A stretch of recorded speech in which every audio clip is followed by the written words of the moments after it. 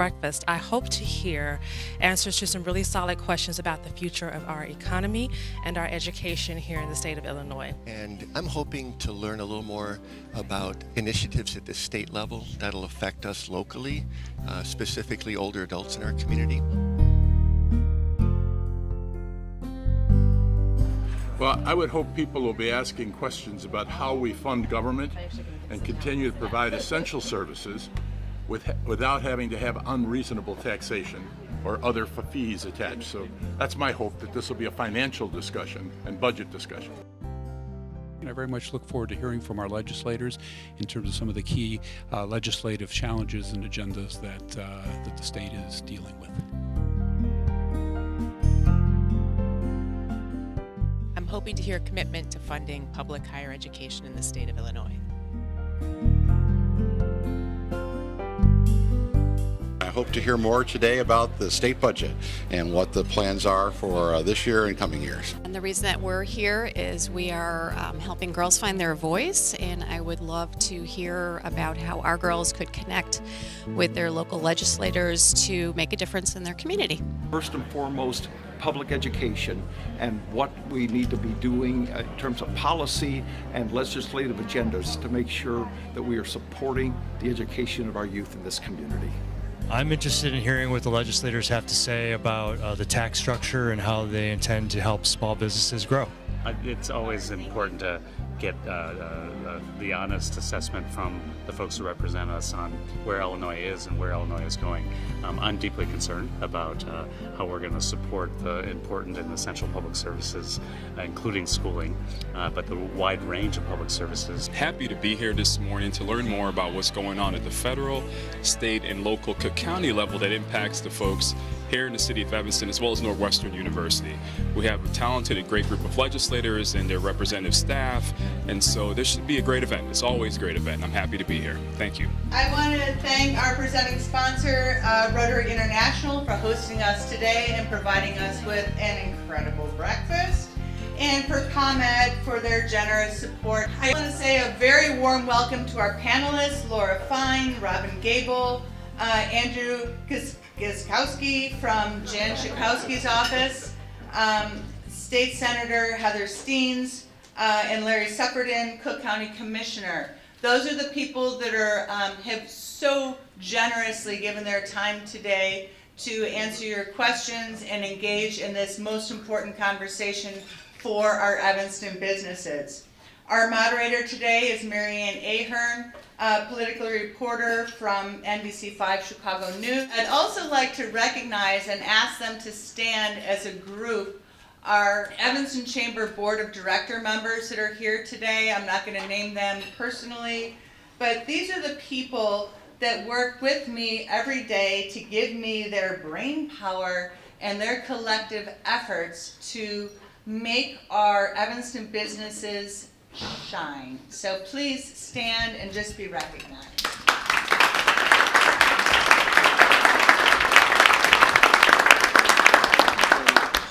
Our intent of this event today is to have a very open and positive conversation between our legislators and our Evanston businesses. Your preliminary questions have been sent to our legislators prior to this event so they could prepare for their answers to your top line concerns. I would like to introduce John Huco, Secretary General of Rotary International and the Rotary Foundation, and he's going to say a few words about Rotary. Good morning, everyone. Good morning. I'd like to welcome you to One Rotary Center, which is the world headquarters for Rotary International and the Rotary Foundation. And we're delighted to be able to host this legislative breakfast today. Rotary is quite an extraordinary, interesting global organization. We have 1.2 million Rotarians in 200 countries around the world, and we're organized in what are called Rotary clubs, and we have 35,000 Rotary clubs around the world. And I like to say that there is probably not one politician in the world who doesn't have a Rotarian as a constituent. And so we're an organization that has tremendous both global and local reach. As I said, this is where our headquarters is. We own this building where we're currently having the meeting. We use about half of the building, and the other half we lease out, and we like to think and hope that we have one of the sort of premier office buildings here on the North Shore. Now, Rotary's history of civil engagement goes back a long way. On the global level, it was a Rotary event in Cuba in the 1940s that we issued a proclamation that led to the eventual adoption of the UN Declaration on Human Rights. There were 45 Rotarians present in San Francisco in 1945 as part of the drafting committees that drafted the UN Charter. And it was a resolution adopted by Rotarians in the 1940s that led to the establishment of UNESCO. So on the global level, we've had a tremendous impact. Now, our signature global initiative is the eradication of polio. In 1985, Rotary, a nonprofit, not a government agency or a multilateral institution or Ministry of Health, had the audacity, and I think that's the right word, the audacity to say, we are going to eradicate a disease from the face of the earth. And at that time, only one other disease had ever been eradicated, that was smallpox in 1979. And so in 1985, we began this quest. 3 years later, we were joined by the World Health Organization, CDC, and UNICEF, and then 10 years ago with the Gates Foundation. We had 350,000 cases of polio back in 1985 worldwide. And this year, as we speak, we just have 8 cases, 7 in Pakistan and 1 in Afghanistan. So we're very, very close to making history. And when we do, and when we eradicate polio, and we hope to do so in the next 4 to 5 years, Evanston here was really ground zero. It all began here. It's going to end here, and I think it's we're very proud of the fact that we were able to initiate this world-changing event here in Evanston, Illinois. But we do much more than polio. We have our Rotarians are involved in community projects throughout the world, preventing disease, working with maternal and child health issues, literacy. We run one of the largest student exchange programs in the world. Every year we give 100 full scholarships for students to do master's degrees in peace and conflict study. We have over 1,100 alumni in that area. So it's truly an organization that has both global and local reach. We have 2 great clubs here in Evanston, 120 members. They're involved in over 25 projects, both globally and locally. In fact, one of the clubs meets here at noon on, Dave, what's that? On Thursdays at noon. And we have another club that meets in the mornings for breakfast at the Hilton Garden Inn. So again, welcome. Thank you for coming. We look forward to hearing from our legislators. Mary Ann, thank you very much for moderating this, and Linda, thank you for pulling us. I would like to welcome Mary Ann Ahern, our moderator for today's discussion. Mary Ann, I gotta tell you, is a very well-respected political reporter for NBC5 Chicago since 2006. She's been in, I'm gonna call her a Skevinstonian, for as long as I've known her. Covering political campaigns from the White House to Springfield to Chicago. She is keenly aware of our issues here in Illinois, and we warmly welcome her this morning to help guide this very pertinent discussion among our legislators as it relates to Evanston businesses. So let's start with taxes. Why not? Isn't everybody always concerned about those taxes? And in Illinois, is Illinois planning to legislatively address at the state level any of the federal tax reforms that will impact residents in Evanston as well as businesses in Evanston? All right, who feels most comfortable? Representative Fine? I'm happy to. Good morning, everybody, and thank you so much for having us here today. And I have to give a shout out for Rotary because for many years I've been a part of Glenview Sunrise. So I'm used to getting up early, so thank you all for joining me at this early hour. So in the House last week, we passed HB 4237, and this addresses the concern about the state and local tax that was kind of cut off at $10,000 at the federal level. And what this says is we are sort of opening up an educational fund charity that you would be able to do a federal tax deduction really for the rest of the property taxes that you would normally deduct by donating the other part of that money to this educational fund. This bill is now in the Senate, and so we'll see where it goes in the Senate. Other states are trying to do something like this as well. Because when the new tax plan was put in place, we know we have very high property taxes here. And so many people said that, what are we going to do? Because now we can only deduct $10,000 of our property taxes. And so this would give us a relief for the rest of those federal dollars that we would be able to deduct. So Senator Staines, you're on the board here. What do you think? Is it going to pass? Yeah, well, it is, the House bills, we sort of where we are in session is you first do the bills in your own chamber. So we have recently just finished deadline week for the Senate bills that passed over the House. The House bills have now come over to the Senate. So the bill that Representative Fine's talking about, 4237, is sitting in the Senate Revenue Committee. I do expect we're going to be able to pass it so that it will become law. That is my expectation. There's no guarantee of that. But it seems like it's gotten pretty broad support for it. We've already passed in the Senate a resolution to say we should do something like this before it actually happened, which just indicates to me that we should be able to pass this now as well. So is there a hiccup at all, though, with the governor? Where do you think the governor, and I know you can't speak for him, but... Well, I certainly think in the Senate that we will have, even if the governor were to veto it, I think we'll have the ability to override a veto. So I would hope, how much did you pass it by in the House? I don't remember, but I think we had a veto majority. I would have to double check on that. So I think that even if the governor does, although I don't expect necessarily that he will, I've not gotten an indication yet whether the governor supports it yet or not. But my hope would be that even if he does veto it, we'd be able to override it. All right, and Representative David, did you want to weigh in this at all? I just wanted to add that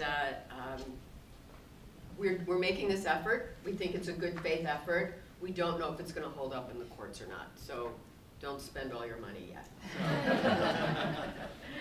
And what about Andrew? Do you have any kind of thoughts as Congresswoman Schakowsky's representative here today? She obviously has been hearing from folks who are not happy with this as well. Yeah, so the Congresswoman's office has been inundated with phone calls since the passage of the tax bill, and I would say that the Congresswoman is supportive of state efforts like this to try and address this flaw in the bill, but she's sort of the opinion that we need to get rid of this flawed tax bill altogether, which of course is not particularly likely in the short term, but she believes it adds $2 trillion to the deficit within 10 years, and there's just a host of things wrong with this that we want to roll back.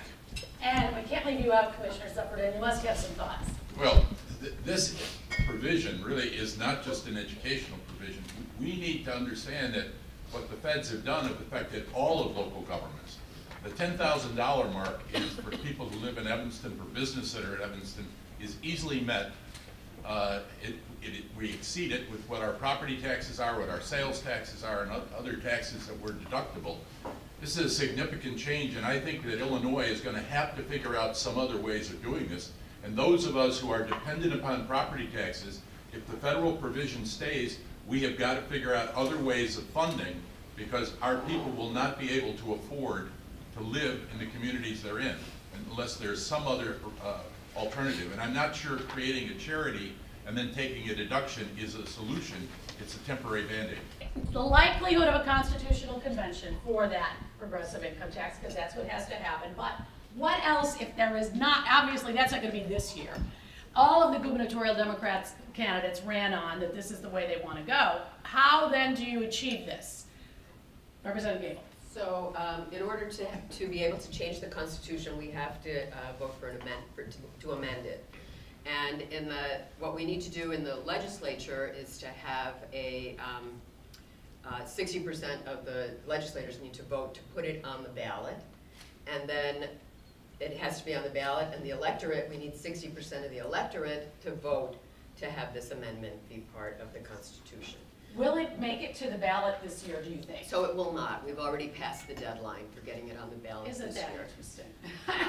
But we're hopeful that we will be able to do this in the future. All right, what are the other ways of achieving this, perhaps? And there are those, of course, who are not in favor of it, but those who would like to see it. Aren't there other ways of achieving this change in the income tax? Representative Fine?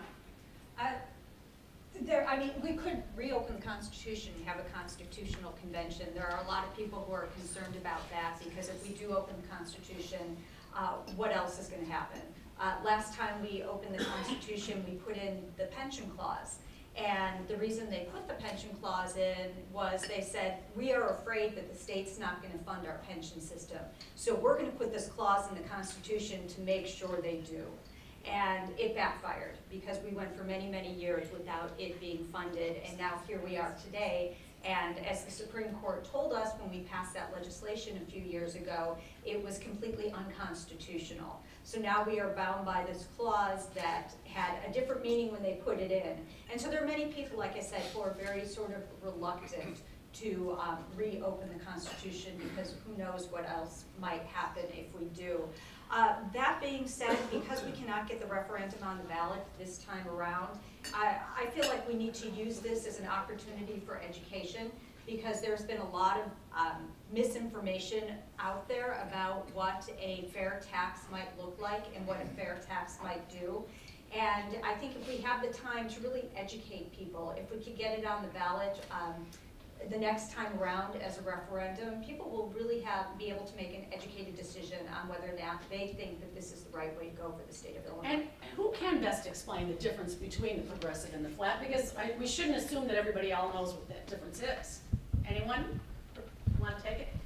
Well, so it really just works. I mean, and every state that has an income tax, except for just a few, in fact, have a graduated income tax. And it just means that as your income level goes up, the margin above that income level gets taxed at a higher rate. It doesn't mean your entire income gets taxed at that higher rate. So there are a lot of misconceptions around how it works. It's the same way the federal income tax works. So this is not an unusual, it's much more the usual way of operating an income tax.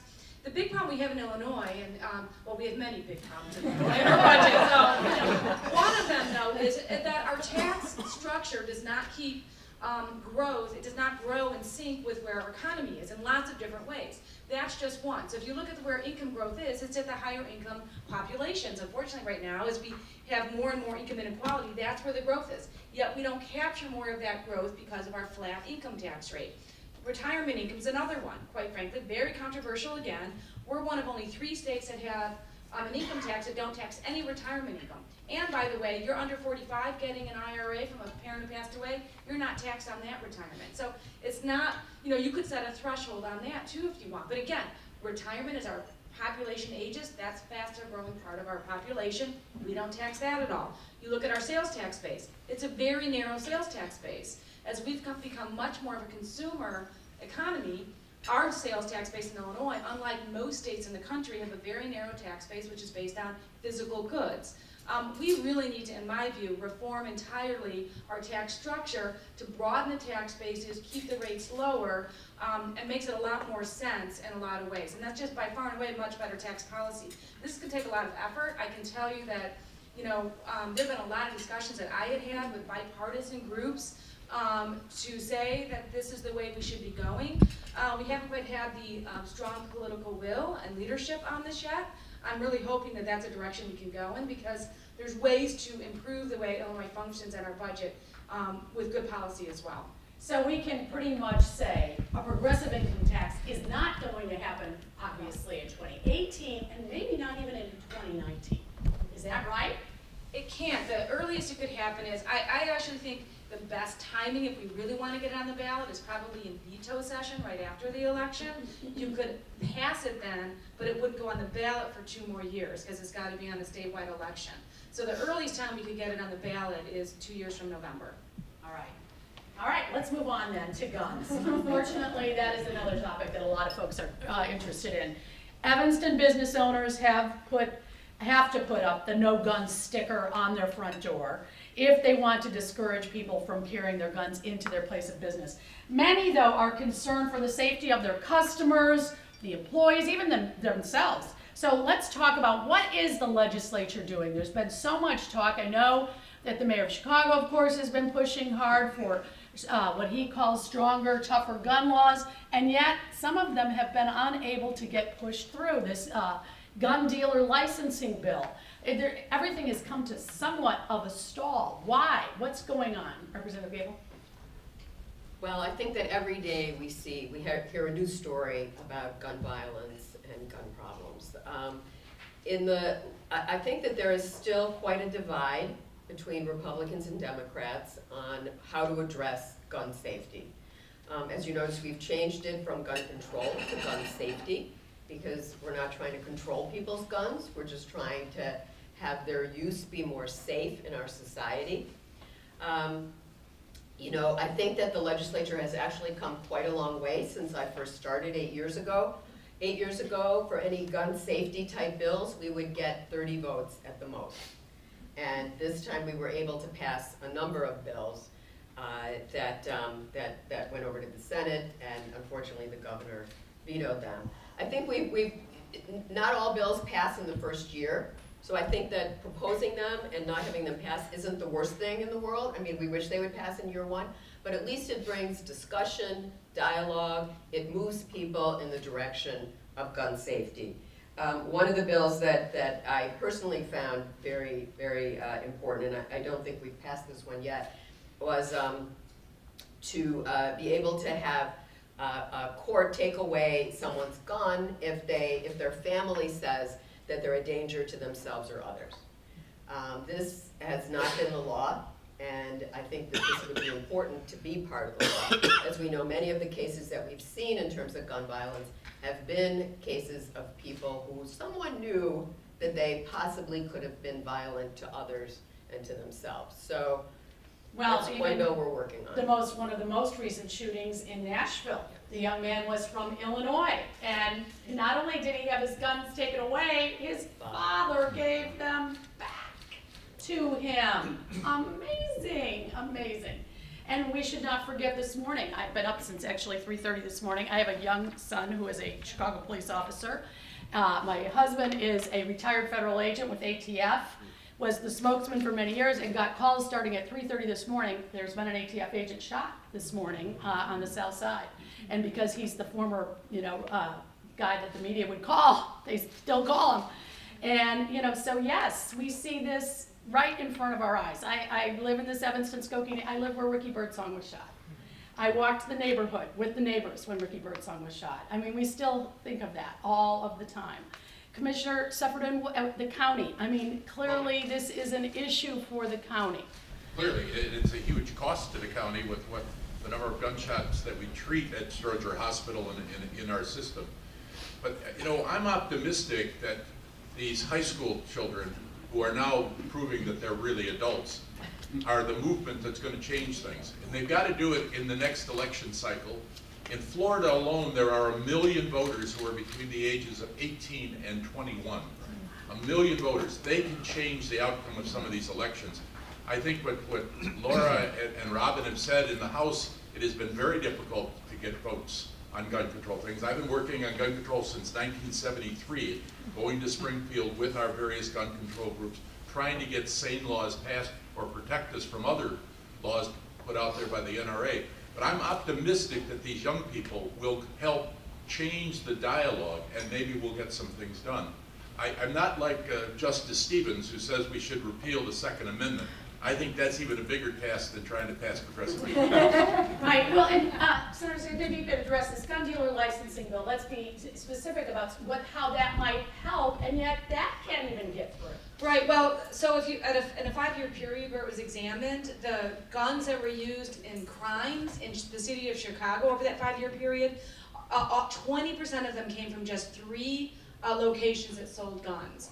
The gun dealer licensing bill would help address that by being able to have the state individually go and license these gun dealers and make sure they're not behaving improperly, like clearly we have some bad actors. We have passed it in the Senate, the House passed it too. We have the votes to override the governor's veto in the Senate, they don't yet in the House. The House, and this isn't just a Dem Republican, it really is sort of downstate as well and sort of where you're from. We have passed a lethal order of protection bill as well in the Senate, which does enable us to keep guns away have the courts that have the ability to take guns away. So that's sitting in the House as well.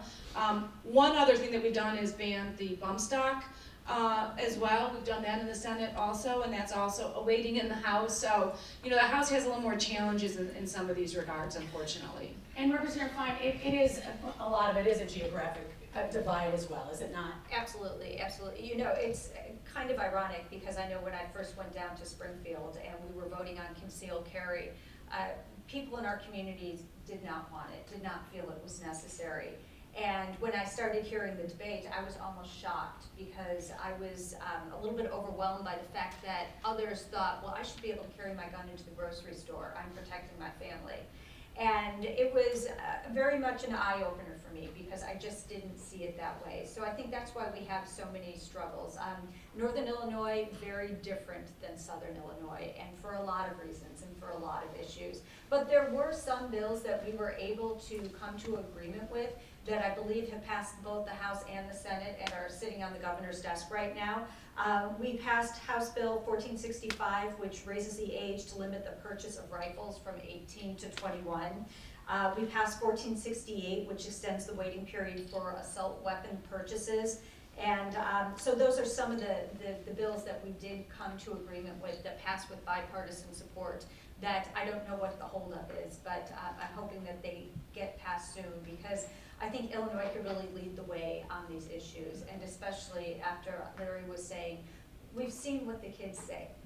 And none of us sitting in this room right now are sitting in a classroom, and what our kids are dealing with now, the trauma that they're dealing with, especially those children in Florida who saw somebody come into their safe place. And in addition to that, the kids on the streets of Chicago and on the streets of Evanston, we didn't live with that fear and that trauma growing up, and we don't know how it's going to affect them later on. And so as adults, we really need to listen to our kids and get something done. I wonder how many of you have even taken part in a shooter drill at your business. Have any of you? We have at NBC, and not only have we taken part in it, it's changed. You know, from the first time that we took the shooter coming in our business, which was hide under your desk, is now fight back. Yell and scream and fight back and get out of the room. You know, I left that day so depressed. I thought, oh dear, this is what I'm gonna unfortunately maybe have to do someday. That, yeah, it's just amazing. You know, I only did a tornado drill in grammar school. I don't know about the rest of you, but yeah. And that was scary. All right, let's move to the next topic, marijuana. In our recent fundraising, in the primary for legislating marijuana, what impact? But what kind of impact? We've seen what's happened in other states, places like Colorado. Is there a projection of what this might mean for Illinois? Well, you know, every state that's done this, except one so far, has done it by referendum, which really limits how you can put it in place. Doing it legislatively gives us much more the opportunity to actually meet with everybody. We've been meeting with the law enforcement, we've been meeting with the state's attorneys, we've been meeting with substance use treatment providers, you name it. We're meeting with them and getting input and trying to craft the best bill possible to do this in a way that really does make sense. I did not come to this originally believing we should do that we should legalize marijuana. I now believe fully that prohibition simply does not work, and there's much better policy approach to dealing with it. 750,000 people in Illinois regularly use, right now, whether we legalize or not. And what's happening is they're going and buying in the black market, and it's, you know, fueling and funding cartels and leading to more violence. And what we've seen in other states that do legalize, like in Colorado, there's been a 75% reduction in the black market. Use has not changed. Teen use in particular, in all the states that have legalized, teen use has stayed the same or gone down, except one, Alaska, and that's because it's still very new, and I think it's probably a blip and will come back down. The only place where you actually see usage go up at all, and it's small, is people over 50 years old. And I contend they like to do things legally, and they have a lot more aches and pains that benefit from cannabis. So, you know, there's a lot of benefits that then come with it. If you look at the trends with what's happened with alcohol and tobacco with teens, you know, you give teens good information that they can really trust, and is not just, oh, don't stay away, it's just bad. People are smart, and if you give them the right information, we've seen that happen. Teen use and tobacco has gone way down. Drunk driving for teens has gone way down. I think we can have that same outcome when we legalize marijuana.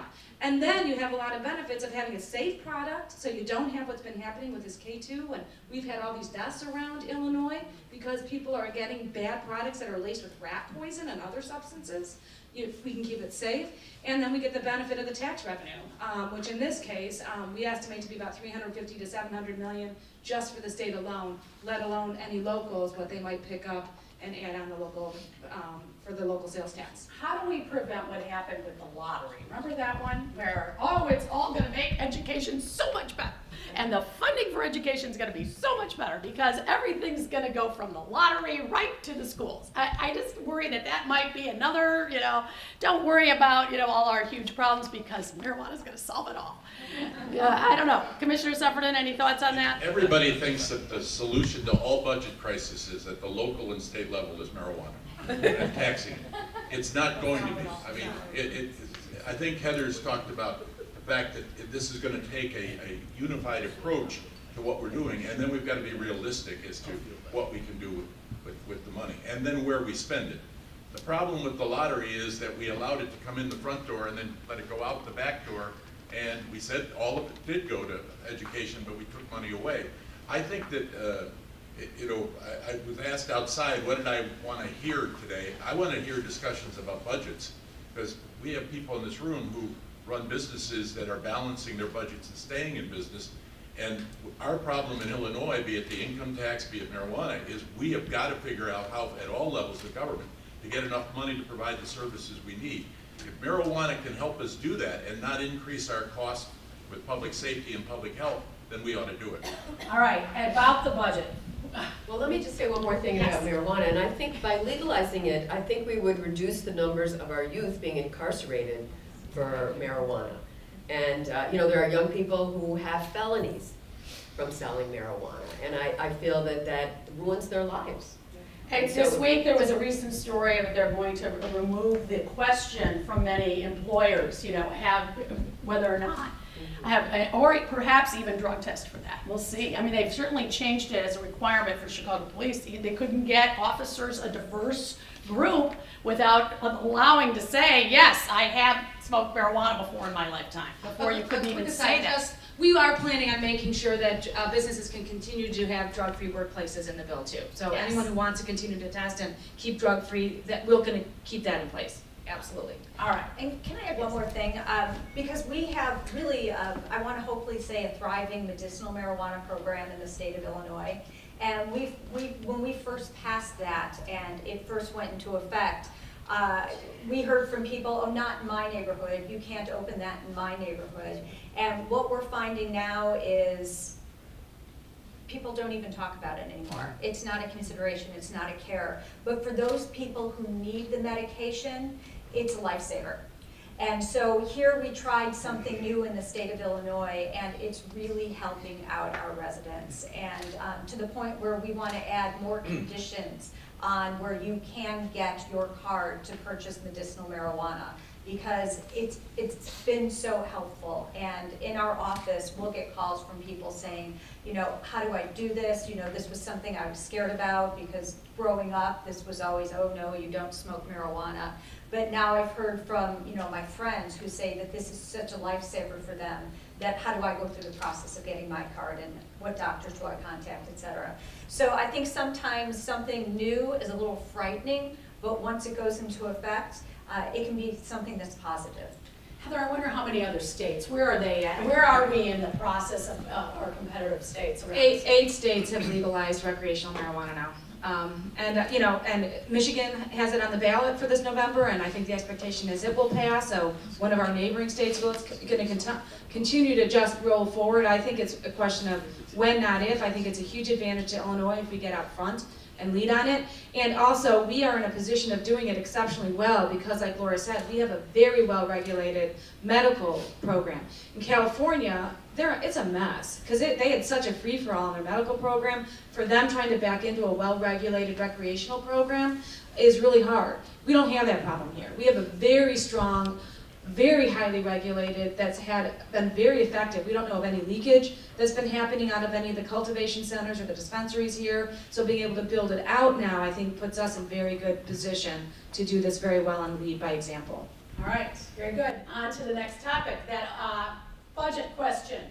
2.5 years, no budget. Could we perhaps, let me know, on May 31st, am I gonna be there at midnight saying, no budget one more time? What do y'all think?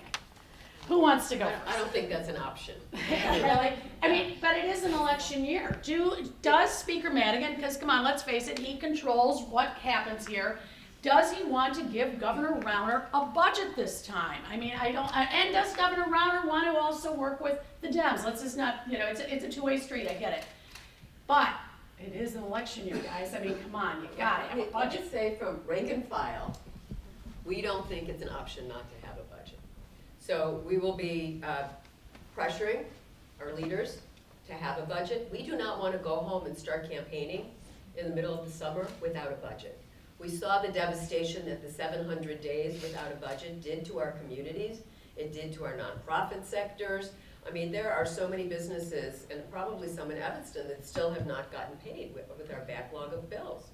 So, I mean, the good news is that this is the first time that I've seen that the governor's people, Gambi, and representatives from all the caucuses have started meeting.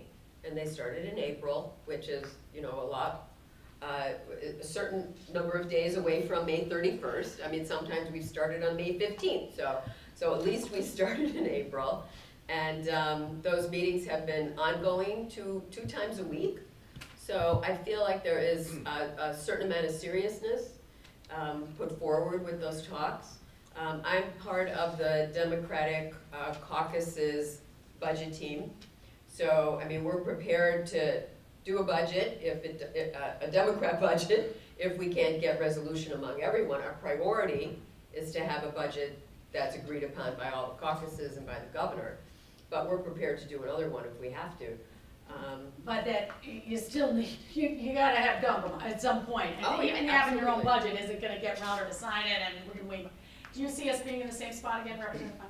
So last time when we went our 700 and some odd days without a budget, it was really the rank and file that pushed it. I remember sitting in one of our caucus meetings, and it was probably end of June, beginning of July, and there felt like there was no movement, and we pretty much, as a caucus, came together and said, we're not leaving here until we have a budget. This has gone on long enough, and we're not going to stand for it anymore. And our leadership listened to us and then helped move us forward till we did finally achieve that budget. But as a member of an appropriations group, I sit on higher ed appropriation, the devastation that the state caused to not only our social service agencies, but our institutes of higher education, which I have to say, if you look at all the state universities around Illinois, 90% of the students at these universities are from the state of Illinois. How can we let these kids down? These are our future. Businesses come to Illinois because we are one of the most educated workforces in the country. And the reason why is we have stellar universities. And the fact that they were able to get through 2 years between our 4-year universities and our community colleges and still be standing and providing a solid education for our students is absolutely amazing. But the problem that many are suffering from right now is there's been no capital bill. So their dorms are falling apart. Their buildings need construction. And they have done so well on holding their academics together that something fell to the wayside. And we can't let that happen anymore. So by holding up a budget is just, to me, it's just destroying the future. I don't know how many years it's gonna take us to make up for those, 2+ years that we I'm not, I do tend to see the glass half full, or I don't think I could stay in this job. And we've become a laughing stock, quite frankly, Illinois. We all know that because of the fact that we can't seem to just get our fiscal house in order and our political house in order, quite frankly. I think it is true what Lauren Robin referring to. I think the rank and file have really been pushing this to a large extent, in the House in particular. In the Senate, there's a little different dynamic, quite frankly. The Senate President, Cullerton, and the then leader Radogno, and is now Brady, for the Republican leaders, really have been working well together. You know, we'd had a grand bargain that we had hoped could get passed, and it was just really the governor who pulled Republicans off of that in the Senate. Yet, when that happened, we still passed a budget over to the House, and that's what became the basis for us getting the budget last year, is that budget then got worked on with the Speaker and Leader Durkin sitting down around that budget and getting some compromise done. I think right now we do have the 4 caucuses meeting. They're not as productive as I would like, but they're going okay, and I think everyone's there in good faith and wants a budget. We're meeting just in the Senate as well to help seed what's happening in the big 4 caucuses, because sometimes smaller groups can talk more effectively, and we do have very good relationships in the Senate across the aisle. So those conversations are going on. I know the Speaker and the Senate President are talking about the need that, yes, we want a budget. So I think everyone's on that same page. I don't think it serves anybody what's been happening. You know, nobody wants us to go backwards to the bond rating agencies in the way they're viewing the state as well. So I'm actually fairly optimistic that we will have a budget by the end of May. There's just a lot more conversation, a lot more seeming that everyone wants that outcome than I have felt in the past. Commissioner Suffredin, your group are the ones with pop tax, the soda tax, whatever you want to call it, that then had to go backwards. What about your budget? Well, let me first talk about the state budget. Having a budget is nice, but you've got to have money to back up your budget. The county budget is impacted. In the last 24 months, we've gone from the state owing us about $80 million a month on average to now we're over $400 million. We got to check a month. Yeah. We got a check last Friday at the healthcare for $200 million. Now you sit there and say, "Wow, that's exciting." That just barely made us meet our expenses. The amount of money that the state owes not only to local governments like ours, but to all kind of businesses. What are we up to? Even after the bonds, it's... Yeah, that's interesting because our backlog's actually come down. Yesterday it closed at $6.6 billion in backlog, which is way down from what our high had been. So it has come down. So I'm going to be following up with Larry afterwards to see why it's so bad for the county. You know, and for us, the money comes to the court system, it comes to the healthcare system, it comes to the public health system in our outreaches in places like Evanston where we use public health. Our budget is balanced. Our balance was caused by having to make some severe cuts. We laid off 326 people. Hopefully next week we're settling a lawsuit that Judge Evans filed against us, which could be a trend of people suing us who we fund to make sure we give them enough money. But, you know, our taxes, what are they? Property tax, we haven't raised our property taxes in the county since 1994. The county board in 1994 passed the only hard freeze that exists in the state of Illinois. It was levied at $720 million in 1994. Our levy this year is $720 million. All the property tax increases have happened around us from the other governments. But we get blamed for it because who collects your property taxes? The county. You get a bill from us, but it's not our part of it.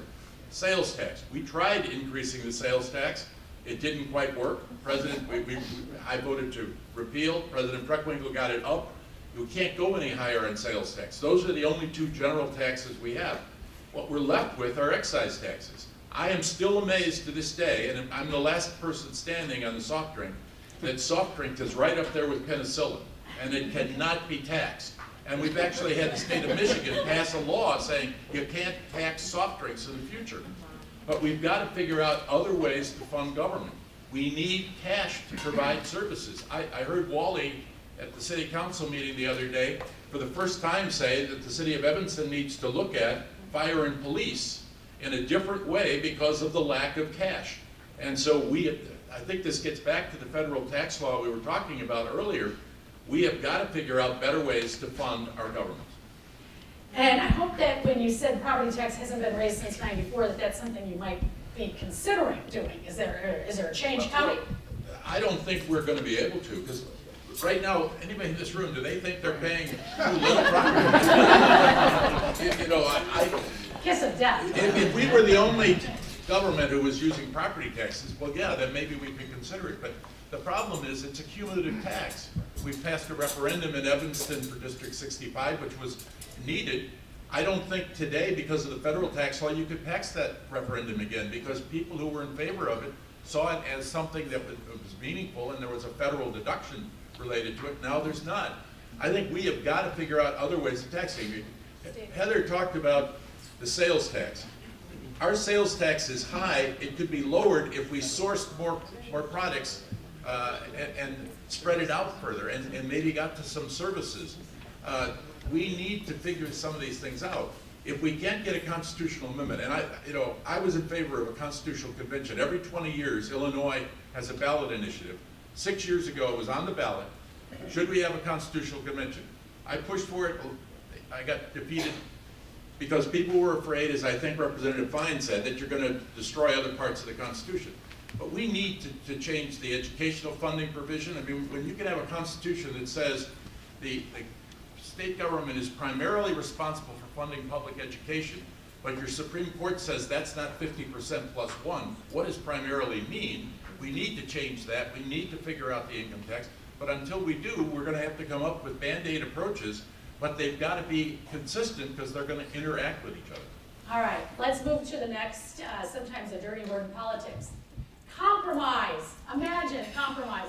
I know all of you are Democrats, and George, you are, of course, representing Congresswoman Schakowsky, but what do you hear from her? What do you hear in this crazy era of everyday news, not just every day, it seems every 10 minutes. What about that word compromise?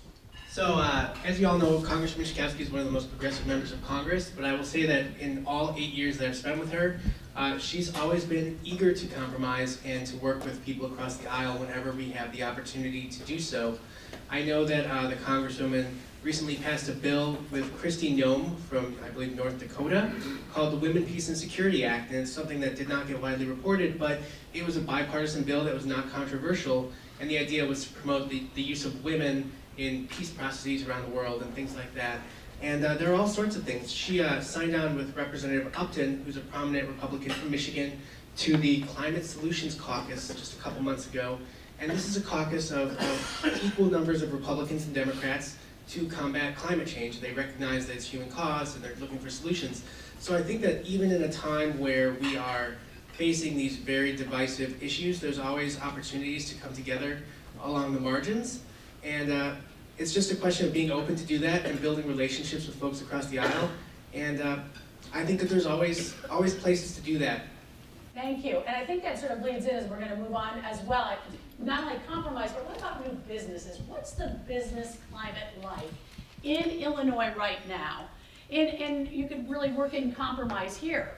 But what is it like today for a new business to start up in Illinois? How do you see it? Representative Gable? I think that when we look at business climates in the country, that my understanding is that businesses and businesses I talk to mainly want stability. They want stability, they want good infrastructure, and they want an educated workforce. When I ask some of the small businesses... Well, we got 1 out of 3. I mean... I know. We got the educated workforce. Where do we get the stability and the infrastructure? I know. I mean, I think that's why we are so... Those of us here are so dedicated to getting our budget and our fiscal house in order, because we feel like businesses understand that they have to pay taxes, but they just want to know how much they're going to be so they can plan for it. If you think that suddenly your taxes are going to be raised extraordinary, you're uncomfortable with that, and it may not be a place that you want to start your business. But also, when I've asked small businesses, what do you need? And they look at me and they say, I need customers. So I feel like, well, how do you get customers? Well, you get customers by having people earn enough money so they have money to spend at your businesses, which is why I have also supported the increase in the minimum wage, because I feel like people need enough money to be able to pay for their basic necessities, and then they can spend money at businesses as well. Representative Fine. So the facts from the U.S. Small Business Administration advocacy says that Illinois small businesses employ 2.5 million people, or 45.5% of the private workforce. So here in Illinois, we know the importance of small businesses. One piece of legislation that we were able to finally pass last year, after working on it for many years, was our small businesses have said to us our LLC fees are way too high, and we finally passed legislation to lower those fees. So we need to continue listening to our small businesses and finding out what are they saying to us. So how can we positively react to allow them to expand. Because really, as we all know, especially small businesses are the key to our future. And it was ironic, many years ago, somebody said to me, whatever line of work your son goes into, my youngest is now a freshman in college, it hasn't been invented yet. And so we need somebody like him to enter the workforce and create a new business and hire more people. And how do we make people want to do that in Illinois? I mean, we've got the trains, planes, automobiles. We've got the freshwater lake. We have so much to offer, but now we need to, as a government body, listen to you to find out what else can we do to make it more convenient for you. Well, and there's so much discussion of this Amazon HQ2. Could we possibly be in the hunt? I mean, Evanston would benefit as well as every other suburb if it should come to Chicago, but you do wonder, when you mention that list of infrastructure and stability, if we're really going to be in the final 3 or 4. Would anyone else want to weigh in? Becky. And I think it sort of relates to the compromise question too, quite frankly. I mean, I think small businesses obviously are where the economic growth is, and that's what drives it. And unfortunately, we have a population that's been decreasing in Illinois. We're not a place that people are coming to. Yet, in my view, it's the place that people should be coming to, particularly with climate change, with the fresh lake, with the climate. I think we really are and should be, and with our infrastructure. Obviously, we need to update it and keep it, but with we have some basics there, and with our educated workforce, I think we have it all. We don't have an effective, operating well state government, quite frankly, and we really need to get that political house in order. I think we need to do things like change the way we do our redistricting and make it less political so that we can drive more compromise. And I think people have a lot more faith when they know the two parties are working together that you're coming to a good place. So I really come at the work that we need to do it that way. I know I created the Bipartisan Women's Caucus last session. Our first bill that we passed then was the Equal Rights Amendment, but we are now very functioning and work very regularly together on a whole host of issues. And Christian, did you want to weigh in? Well, if you're a tech company, we're a great state to come to. If you need land and you want to get into manufacturing, we're a difficult state to be involved in. And, why is that again? Because there's no place to I think that we have a number of problems with our property tax system, which is the biggest. So if you need a footprint of your business, the high-tech companies can all go downtown and rent a floor in a building. Okay. And they can, the Googles, all of the tech companies are downtown. They bring jobs, and jobs then are the customers for other small businesses. But I think that right now, that high-tech is where we are. Other businesses would find it difficult to be here. All right, moving on to nonprofits. Nonprofits are increasingly relied upon for services that the government used to provide, yet government funding for these organizations continues to diminish. What can the legislature and other elected bodies do to support local nonprofits, especially small and mid-sized ones in all sectors, beyond the tax exemptions that are already in place? What can we do for those small nonprofits? And I know there's many of them here in Evanston. Yes, Representative Fine. One thing we learned by not having that budget for 700 and I think it was 65 days to be exact, was our nonprofits can't do it without government support. So many closed their doors, so many cut programs, and a lot of people said, well, the public won't let this falter. The public will support these agencies.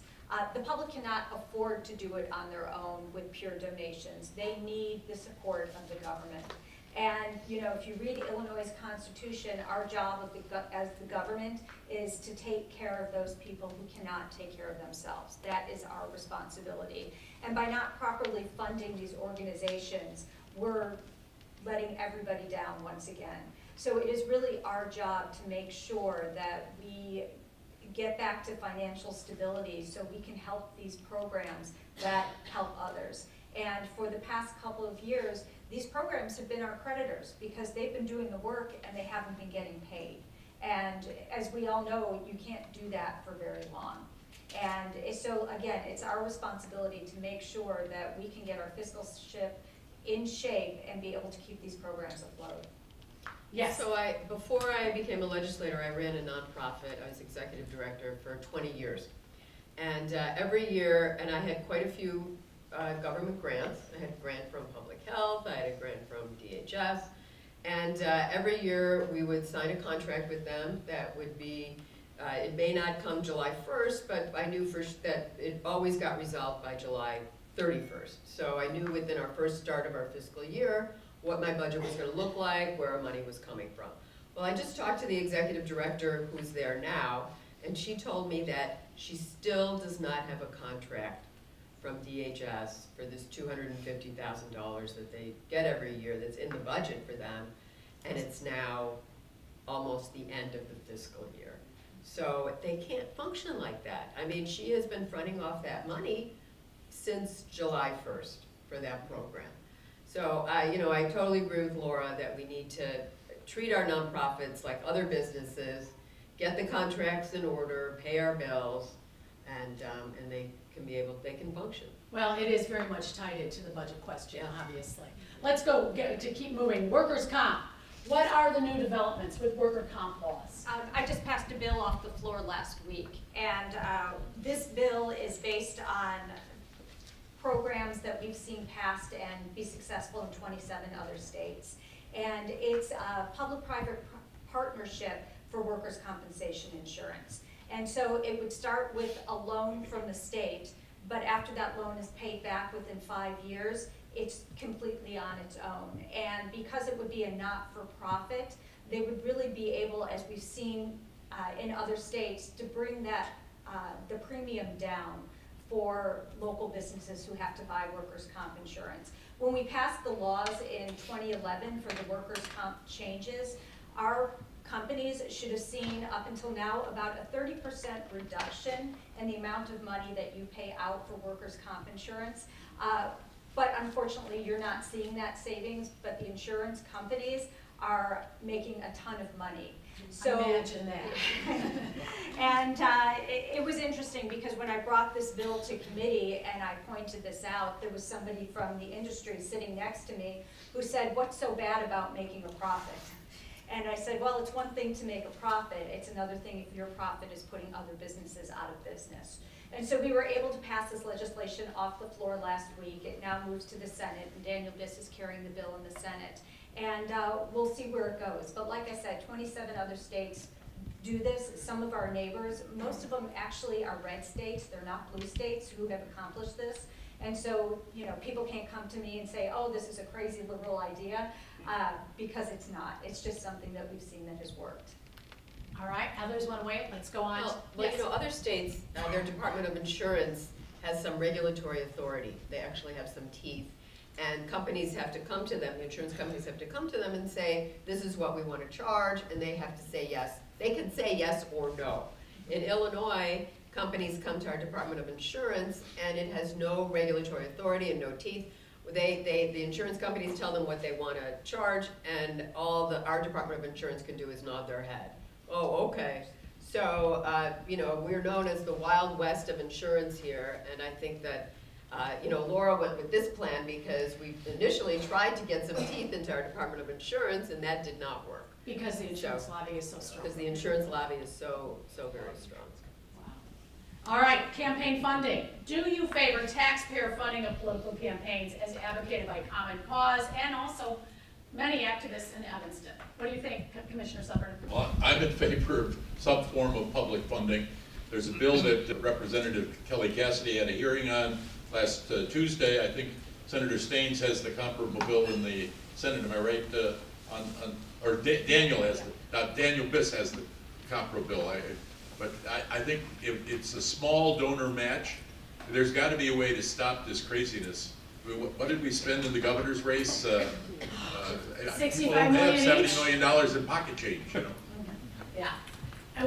Senator Staines. Yeah, no, I was going to just say, 2014, we saw in Illinois the highest percent of total contributions from large donors. We had $109 million from just 21 donors in 2014. I mean, it's astounding.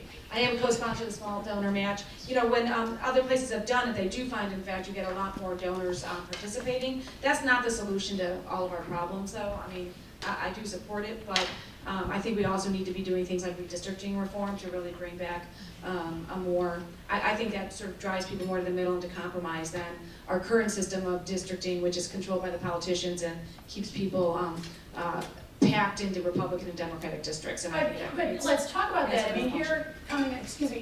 here, coming up to this election, whoever will win as governor is going to be in charge, right? Explain that. I mean, they're in charge of the maps, and they're going to then make sure that their folks are taken care of, and we're gonna see those crazy little districts drawn one more time. Right, and that needs to change, having been in the map room. I think it's just plain wrong to have the politicians sitting in the map room. I think we should go to an independent commission and have it done independently. So I do support that. There is a bill out there right now for it. Julie Morrison is the lead senator in the Senate doing it. I'm on there with her. We got a subject matter hearing, which means we couldn't even take a vote on it yet. You know, it's something I'm going to continue to push, and I think we do need more public outcry on this issue for it to happen, quite frankly. All right, rent control. Do you favor repealing the state law? I'm sorry, I just want to make another comment about the campaign funding. Yes. So I also am a co-sponsor with Kelly Cassidy on that bill. And I feel like what that will allow is it'll allow more people to run for office, because it's a 6-to-1 match, and it will allow people to raise more funds easily. And I do think it opens up democracy. So it may not reduce our overall spending on campaigns, but it will open up democracy and give people who are not millionaires an opportunity to run. All right, excellent. Rent control. Do you favor repealing the state law that bars municipalities from adopting rent control? If rent control were imposed in Evanston, what impact do you believe it would have on tenants, the landlords, the production of new housing, and the maintenance of the existing housing units? Who would like to start? I can start. I mean, I think that rent control is a complicated issue. As in there you hear that, I mean, it affects a lot of different sectors in our housing group. What I do want to say is that researchers have shown that for healthy communities, like the best kind of communities, which Evanston is one of those, you need a few things. One of them is diversity. So you need diversity in income, you need diversity in ethnicity, you need diversity in types of businesses, you need a community where there is daytime activity and nighttime activity. So, and I think that Evanston has been very clear about meeting these kinds of criteria. In terms of rents, I think in order to keep Evanston a diverse community, with people of all different incomes being able to live here, that rent control is something that we may want to look at. Now, I think that by passing this law at the state level, it will allow municipalities to look at this question. So it really gives more local control. And I know that in Evanston, when we look at things, we don't just pass things willy-nilly. You know what I mean? We form groups, we study things, and we figure out what would be the best way to implement this.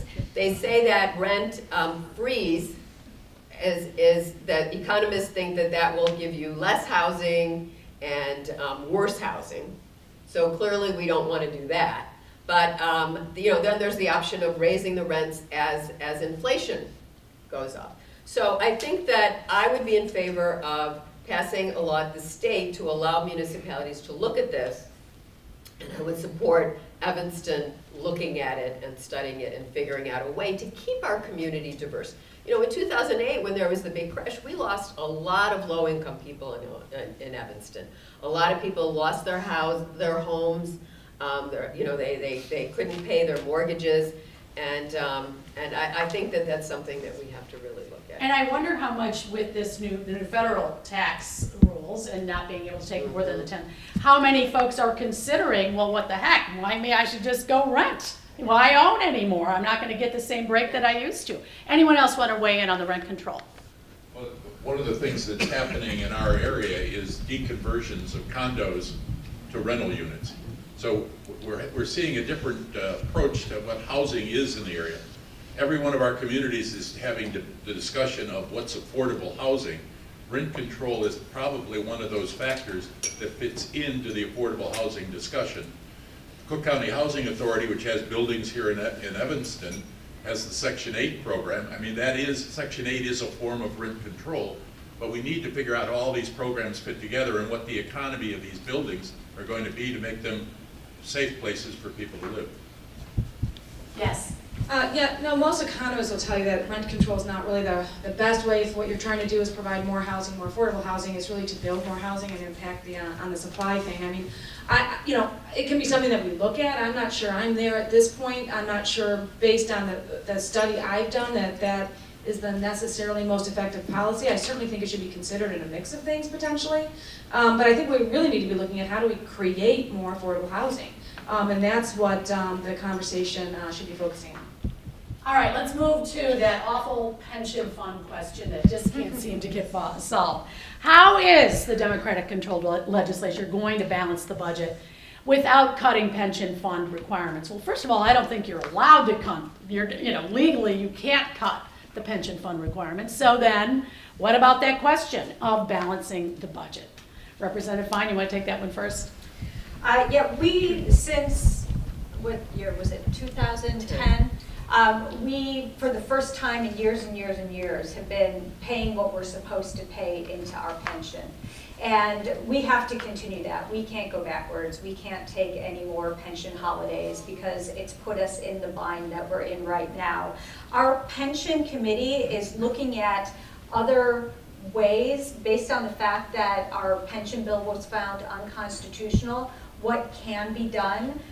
So some ideas that they're looking at right now is combining the downstate fire and police funds. The Illinois Municipal League brought up this idea, and it's something that's being studied right now.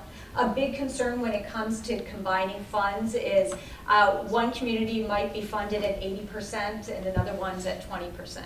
And so they don't want to take the risk of the combination. So when we look at these ideas and structures, we have to look very carefully and make sure that it's a path forward. Also, something else we have to be very concerned about is if there is an idea to change the pension system that we pass, chances are we're going to get sued again. And we have to be very careful that when we pass something, that we can be comfortable that it's going to pass constitutional muster. Otherwise, we're going to be in the courts for 4 years paying all those legal fees only to be back to where we are right now. So it is a very difficult situation and it takes a huge toll on our budget. And other things that we'd like to fund, we can't because of the fact that we are obligated to pay these pensions. So in Illinois, of our general revenue fund dollars, about 25% of every dollar now goes to paying for pensions or bonds, to pay off bonds that are for pension obligation bonds. Compare that, I mean, that's just an unbelievable portion of our budget going to pay pensions. Other states, generally, it's more like 6%, something like that.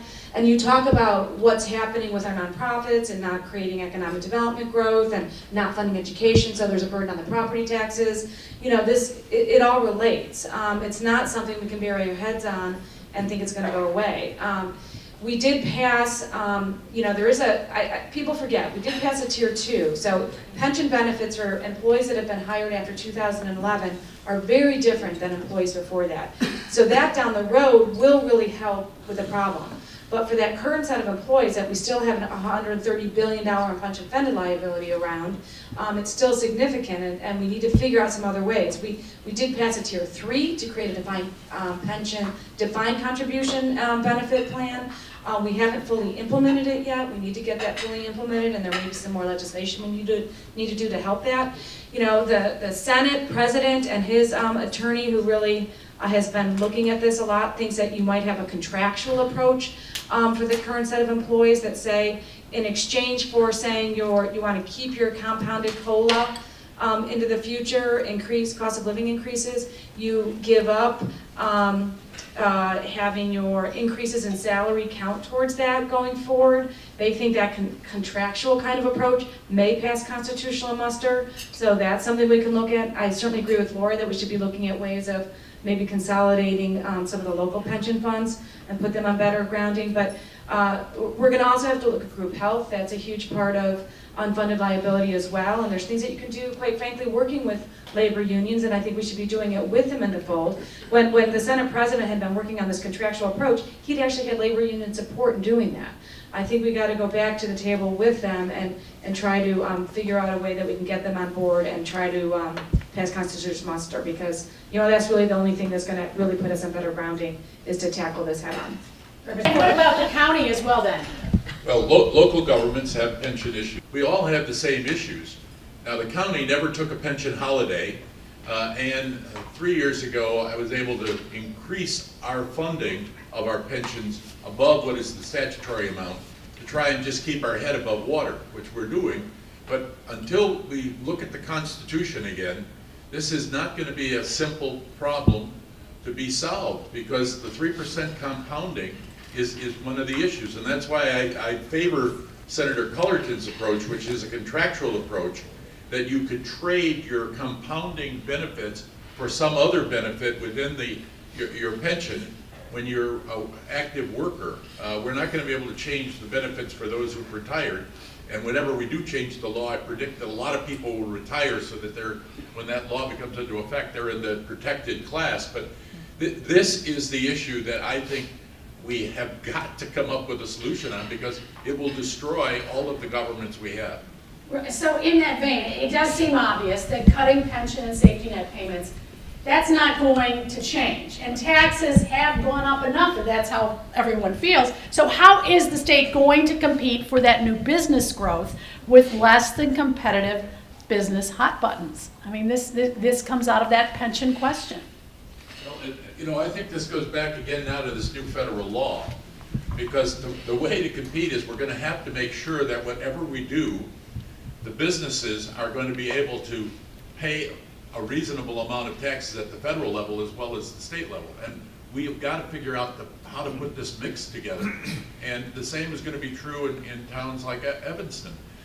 You know, if sales tax and property tax are your two big taxes, and they're maxed out, then you've got to figure out other things that will give you enough cash to operate. So having a budget, as I said earlier, isn't the solution. It's having the cash to fund the budget that becomes the solution. You know, again, I am a half-glass full person even on this. I mean, I highly believe strongly that the solutions are out there. We haven't had a lot of the political will necessary to actually accomplish all of this. But when I've actually worked with bipartisan groups delving into the budget and coming up with ways that we think we can solve it, a lot of the things that we can do at the state level really help the local level too. Broadening our sales tax base. That helps the locals because their sales tax revenues immediately go up without them having to take any action, because when we broaden the sales tax base, their local sales tax also applies to that. There's things that we can be doing. We need strong leadership, in my view, starting from the top to make this happen. And we've been a little bit lacking on that. All right, I think we've reached the point that we need to hear the final wrap-up from each of you. You've all handled all those questions. I think it's been very enlightening, but let's hear where you stand, what you look forward to in the 6 weeks or so ahead before this final budget. Hopefully on May 31st, I'll be there, so I'll be watching. And I know you're surprised that we're so optimistic. Yes, I am. So let us know what you Representative Gable. Yes, so I'm excited to get back to Springfield next week. We have the Senate bills that we're going to be looking at. So one issue that we really did not discuss here today that I just want to bring up briefly is that I'm the chair of the Green Caucus. And I know that environmental issues are important to us here in Evanston, that climate change is a serious concern that we have, that you know, if we can't fix that, we won't have a planet to live on. So we've been working on some issues with that. I want to just report some good news that a few years ago we passed the Clean Energy Jobs Bill. And with that bill, we were going to increase the amount of renewable energy created in this state by 2030. And we have been so fortunate and so good about the solar industry moving in here and the wind industry that we are now going to meet our goal that we had for 2030 of additional renewable energy by 2021. So we are moving ahead on the clean energy front and just some good news. Thank you. And Illinois is actually seen nationwide as the leader in clean energy because of that bill that we passed. So, because Robin and I are a member of the Great Lakes Legislative Caucus, and that's something that they've been discussing is how Illinois was able to get this done. But speaking of the Great Lakes Legislative Caucus, we have to be very mindful now as environmentalists with what's going on with Foxconn and Lake Michigan, and we really have to make sure we are on top of it to make sure that our lake stays clean and that only a certain amount of water is taken from the lake, because that is a natural resource that we can't give up and we can't give into. But aside from that, you know, we talked about a lot about the big issues, but I really want to mention the fact that there are a number of great pieces of legislation that have passed the House and Senate this year and are now switching houses. Robin and I worked together on a piece of legislation. Robin is the chief sponsor, that says that if you are a cancer patient, that your insurance needs to cover the preservation of your eggs in case it's going to impact your fertility. So if you want to have a natural baby later on, because we have many women in their 20s right now who are being diagnosed with breast cancer and have to go through chemotherapy. And this is something that would protect them. And then Heather and I are working on a couple of insurance bills together that would also protect people in the state of Illinois. One of these pieces of legislation says that when you sign up for your insurance contract for the year, many people choose their policy based on the fact that their prescription drug is covered. But it could be a couple months into your policy and you go to fill your prescription and the price, I'm seeing a lot of heads nodding, went from $60 to $600 or $6,000. And so we're trying to put a piece of legislation together. It's passed the House and we're now compromising in the Senate to say that when you are stable on your medication, your policy needs to cover that medication at that cost for your contract year, so people can stay on the drugs that their doctors require of them. And we're also working on another piece of legislation together that has to do with something called the skinny plan or the junk plan when it comes to an insurance policy. I know these aren't all these glamorous things that you hear about, but very important to consumers. Under the Affordable Care Act, you could carry this policy for up to 90 days. And it was supposed to be a bridge. And what people found was when they purchased these, you can purchase one off the internet and you have your insurance the next day, but there's no transparency and it really doesn't cover anything. So if you have a pre-existing condition, nothing connected to that condition is covered. If you get pregnant, your pregnancy is not covered. If you have a sports injury, that's not covered. In some states, if you go to the emergency room on the weekend, that's not covered. And so people have these policies but end up going into debt because they don't realize they really don't have coverage. Under the current administration, they want to expand that from 90 days to 364 days. So what we're trying to do with this legislation is protect consumers in Illinois and add a transparency piece to it. Limit the amount of time you can be on that plan, and also say, you know, we have things in Illinois like you have to cover pre-existing conditions, you have to cover prescription drugs, and make sure that these plans cover those as well.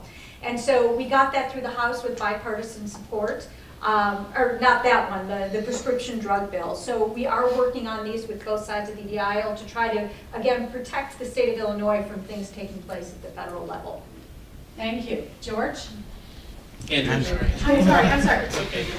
So I don't have very many specifics on legislation because we're running out of legislative days in Congress before the midterm elections. And as you draw closer and closer, there's less and less going on in DC. However, there are a few things that I'd like to flag for everybody that we're doing here in the state. On May 14th, we're holding a grant workshop. Half of this is geared towards municipalities and half towards nonprofits. It's at Northbrook Public Library, and if you're interested, come up to me afterwards and I'll give you my card. We encourage everybody to attend.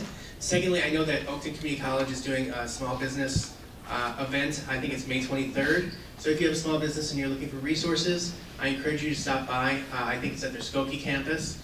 And they will have all the big agencies there in addition to a whole bunch of others. We will be there and we're happy to help. And then finally, we have a large hiring event that we're doing with Oakton Community College on May 31st over at their Des Plaines campus. So if you are if you know anybody that's looking for work, I know that the unemployment rate is fairly low, but it's available, and we're going to have close to 100 employers there. I have the great pleasure of representing just a little bit of Evanston, and it's been a real delight to actually now be able to call myself an Evanstonian legislator.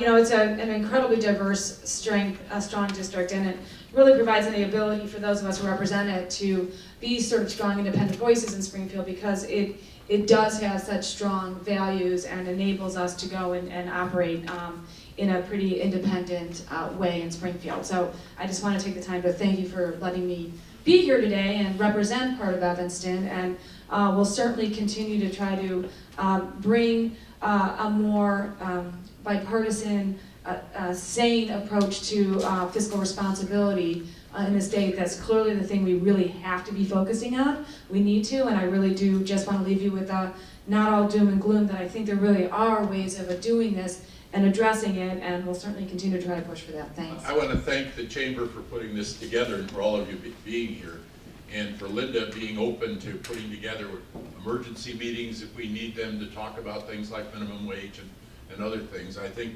you give us a forum to discuss a lot of things. My district runs from Devon Avenue to Lake Cook Road and from the lake to Harlem. In that district, all of these legislators are people who represent the same people with me. And we have a very good relationship in working on putting things together.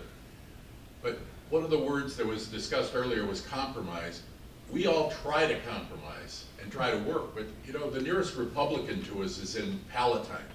I mean, we're not in a situation where the fractured governments that you see other places happen where we live. But the leadership to try to solve the problems, I think, is with the people who are sitting against this wall and the others who represent our area. So thank you for supporting us and what we do. Come to us with your issues. My office and Representative Gables and Congresswoman Schakowsky's office is right around the corner at 820 Davis. Come in there, stop in there, talk with us about what you're concerned about, from tax issues to other just general climate about the people who live in our community and things we should be concerned about. But again, thank you for the opportunity to be here today, and I look forward to doing it again. Thank you all. I think it was very interesting. Appreciate it.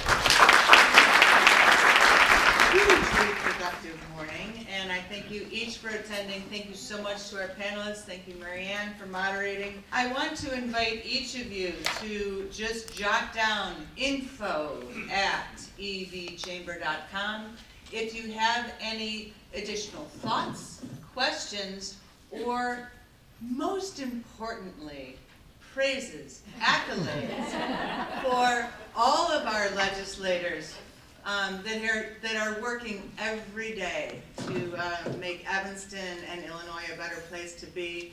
Please, accolades and praises first, and then we will accept everything else as well.